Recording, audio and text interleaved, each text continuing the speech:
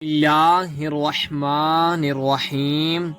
السلام علیکم ورحمۃ اللہ وبرکاتہ۔ ہم آپ کو حافظ اسلامک ٹی وی میں خوش آمدید کہتے ہیں۔ اللہ کی مدد حاصل کرنے کا ابراہیمی وظیفہ۔ جب ابراہیم علیہ السلام کو آگ میں ڈالا گیا تو آخری کلمات جو آپ کی زبان مبارک سے نکلا وہ تھا حسبی اللہ ونعم الوکیل۔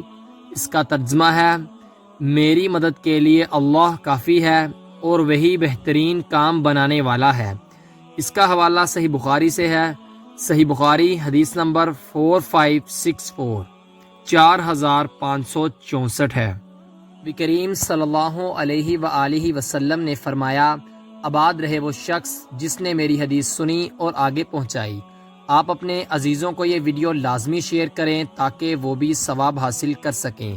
ملتے ہیں آپ سے اگلی ویڈیو میں، تب تک کے لیے اللہ حافظ۔